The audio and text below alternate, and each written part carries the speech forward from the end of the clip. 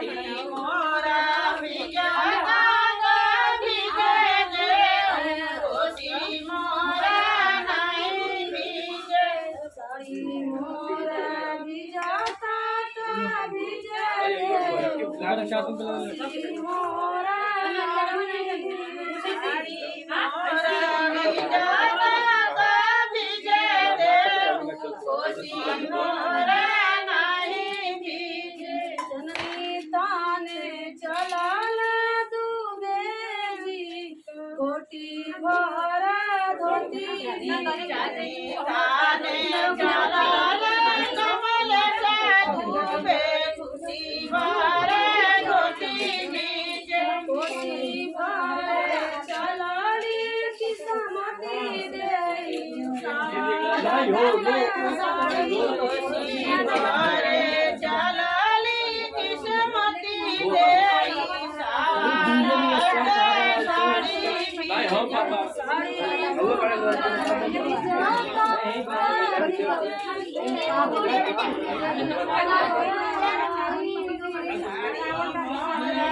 तो गाइज यहाँ पे सब कुछ मेरे हाथ से हो रहा था। कोसी जो है ना, जिसमें चारों तरफ दिए रख रहे हैं, उसमें बहुत सारे फल भरने होते हैं 5 किस्म के, और उसको अच्छे से ढक देना होता है और हल्दी से इसको मतलब एकदम बंद कर देना होता है ताकि वो खुले मत, और पूरे फल को उसको पीले सिंदूर से टीकना होता है। तो ये सारी चीज़ें मैं कर रही थी। एक आंटी थी, वो बता रही थी कैसे कैसे क्या करना है, तो बस वही सारी चीज़ें मैं कर रही थी और ये करने में मुझे बहुत ज़्यादा अच्छा लग रहा था। बस पता है, मुझे अपने हस्बैंड की बहुत ज़्यादा याद आ रही थी। काश वो भी मेरे पास होते ना, तो वो भी ये सारी चीज़ें देखते तो अच्छा लगता है। किसी भी फेस्टिवल, देखो ऐसे कोई भी फेस्टिवल यहाँ पे हो ना, तो मुझे इनकी याद आती है। और अगर मैं ससुराल में कोई फेस्टिवल मनाती हूँ ना, तो मुझे अपनी फैमिली वाले को बहुत ज़्यादा याद आती है। बट दोनों फैमिली एक साथ हो, ये कभी भी पॉसिबल नहीं हो सकता यार, क्योंकि सब लोग अपना अपना फेस्टिवल अपने घर पे मनाना चाहते हैं। तो बस यहाँ पे मैं ये सारी चीज़ें कर रही थी। और जो गन्ने हैं ना, गन्ने में ये साड़ी बांधने होते हैं, मैं आपको दिखा दे रही हूँ। गन्ने में पता है कि सबसे पहले खूब सारा फल भर देने होते हैं, 5 किस्म या 7 या 11, मुझे उतना ज़्यादा नहीं पता है। उसको ना साड़ी में अच्छे से करके गन्ने के बीच में डाल के और इस तरीके से साड़ी को ना एकदम लपेट देने होते हैं, ताकि जो फल साड़ी में भरे हो ना, वो नीचे ना लटके और गिरे मत, क्योंकि गिरेगा तो फिर नीचे की जो भी सारी चीज़ें वो बर्बाद हो जाएंगी। तो यहाँ पे ना आदमी लोग ही ये सारी चीज़ें करते हैं, औरतें नहीं करती हैं। मतलब औरतें थोड़ा-सा बस हेल्प कर देती हैं, लेकिन जो बाँधना का काम होता है वो आदमी ही करते हैं। तो यहाँ पे भैया ना बाबू को लिया हुआ था, और यहाँ पे पापा और भाई ये बंधवा रहे थे, और ये साड़ी ना मुझे पहननी ही पड़ेगी और अच्छी है यार, लाल पीला ना शुभ माना जाता है, इसलिए मैंने ये सारी चीज़ें बाँधी।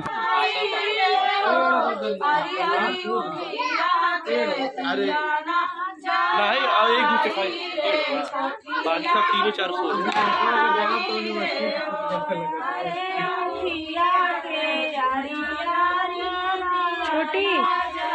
छोटी हमारे सब सो रहे बा ये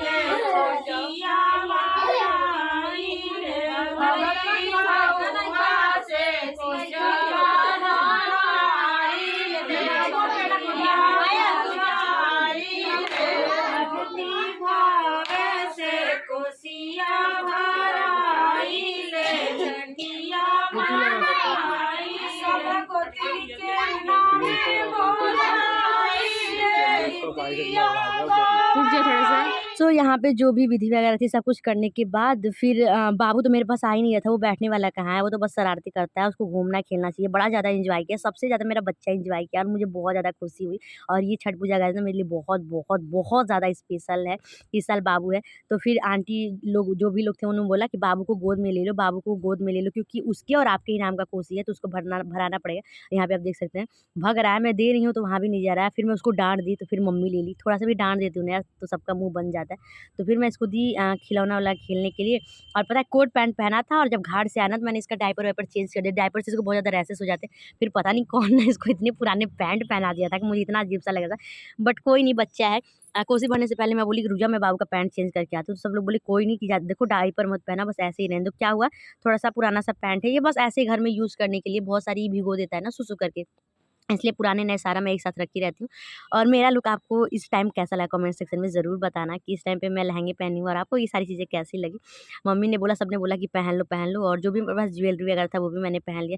देखो यार, कुछ लोग हो ना मेरी सारी चीज़ें अच्छी नहीं लगती, मैं सच बताऊँ ना, बहुत लोग को लगता है कि मैं बहुत ज़्यादा ओवर मेकअप करती हूँ, बहुत सारी चीज़ें ओवर करती हूँ। तो यार मैं करूँगी, किसी के कहने से मैं रुकने वाली नहीं हूँ, क्योंकि ना छठ माता ने अगर मेरा सुहाग बनाया है ना, तो मुझे ये सारी चीज़ें करने का मौका है। अभी मैं यंग हूँ, अभी नहीं करूँगी तो मैं बुढ़ापे में नहीं करूँगी, क्योंकि यार पता लग जाता है ना, कुछ लोग को ये होता है कि इतना मेकअप है, इतना बदलती रहती है, ज्वेलरी पहनती है, ये वो। कुछ लोगों ने देखो यार मुझसे नहीं बोला, लेकिन बहुत लोगों से बोला ना, तो मुझे सब कुछ पता होता है यार।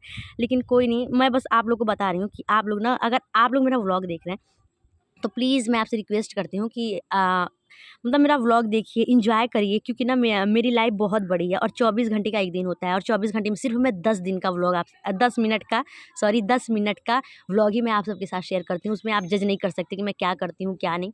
और जो भी मेरी हैपनिंग होती है, या जो भी मतलब मेरी लाइफ़ में जो भी मुझे अच्छा लगता है कि आप सबके साथ एन्जॉयमेंट वाला शेयर करना चाहिए, वो मैं आप सबके साथ करती हूँ।